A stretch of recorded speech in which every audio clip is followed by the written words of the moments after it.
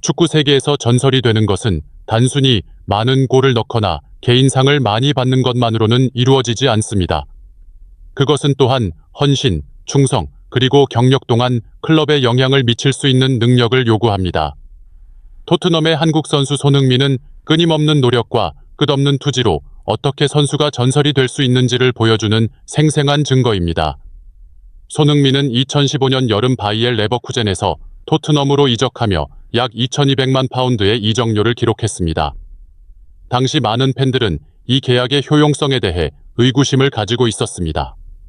사실 손흥민의 첫 시즌은 프리미어리그의 경기 속도와 감독의 훈련 스타일에 적응하는 데 어려움을 겪었습니다. 그러나 시간이 지나면서 손흥민은 초기의 어려움이 적응과 발전 과정의 일부일 뿐임을 증명했습니다. 두 번째 시즌부터 손흥민은 그의 속도, 기술 및 인상적인 득점 능력으로 빛나기 시작했습니다. 그는 전통적인 윙어일 뿐만 아니라 지속적으로 상대 수비를 위협하는 무서운 공격수이기도 합니다. 손흥민은 꾸준함과 승리에 대한 갈망으로 토트넘의 필수적인 부분이 되어 프리미어리그 상위권에 들고 유럽 대회에서도 먼 거리를 진출하게 만들었습니다. 2024년에 토트넘에서 활약한 최고의 윙어를 선정하는 투표가 진행되었습니다. 손흥민이 이 목록의 1위를 차지하며 레알 마드리드로 이적하기 전 토트넘의 상징적 인물이었던 가레스 프랭크 베일과 같은 대명사들을 넘어서서 놀라운 결과를 보였습니다. 이 랭킹은 단순히 통계에 기반한 것이 아니라 안정된 폼을 유지하는 능력, 클럽과의 관계 유지 기간, 그리고 선수의 리더십 역할을 기준으로 합니다. 손흥민은 이러한 기준을 훌륭하게 충족시켰습니다. 9년이 넘는 기간 동안 토트넘에서 활약하며 150골 이상을 기록하여 클럽 역사상 5위의 득점자가 되었습니다. 그는 또한 프리미어리그에서 페널티킥 없이 골든부츠를 차지한 몇 안 되는 선수 중 한 명으로 그의 완벽한 골 결정력과 탁월한 능력을 보여줍니다. 가레스 프랭크 베일과 손흥민 모두 토트넘의 상징이지만 클럽 역사에서 서로 다른 두 시기를 대표합니다. 두 선수 모두 특유의 플레이 스타일과 팀의 중요한 기여로 강렬한 인상을 남겼습니다. 그러나 그들이 클럽에 미친 영향과 가치는 상당히 다릅니다.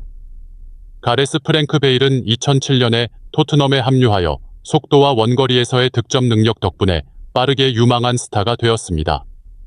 그는 신속한 돌파와 강력한 원거리 슛으로 유명합니다.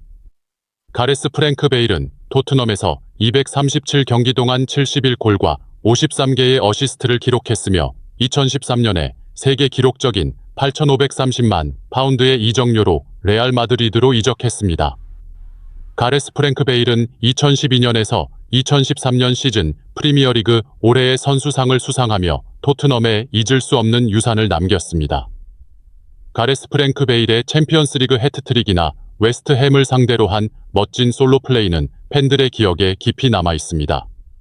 가레스 프랭크 베일의 이적은 토트넘의 라인업에서 큰 공백을 만들었고 많은 이들은 그의 대체자를 찾는 것이 매우 어려울 것이라고 우려했습니다. 가레스 프랭크 베일이 떠난 후 토트넘은 그의 중요한 공격 역할을 맡을 선수를 찾는 큰 도전에 직면했습니다. 손흥민이 2015년에 토트넘에 합류했을 때 그는 가레스 프랭크 베일의 자리를 대체할 것으로 즉시 기대되지 않았습니다.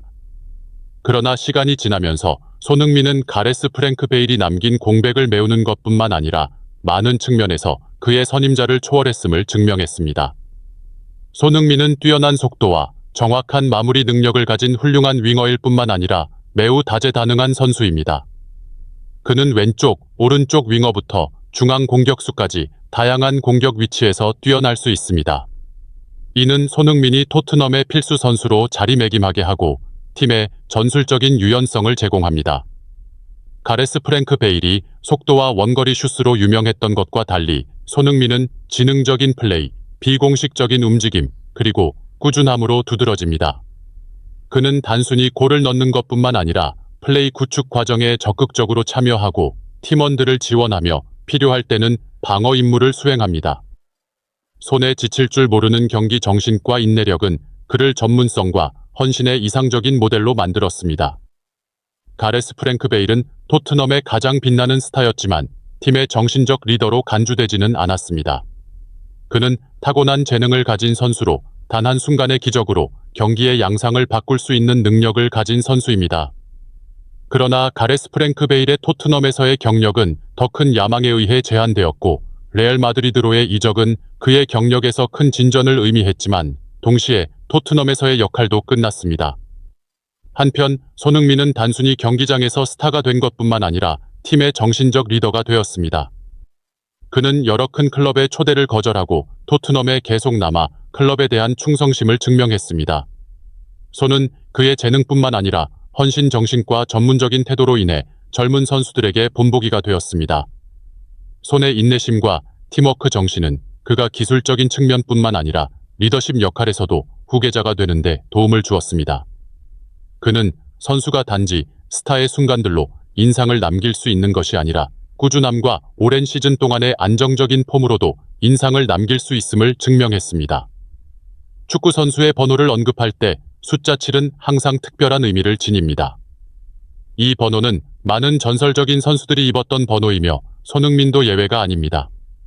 손흥민은 토트넘 역사상 가장 위대한 7번으로 선정되었으며 다렌 로버트 안더튼, 글렌 호들, 크리스토퍼 롤랜드 와들 같은 전설들을 능가했습니다.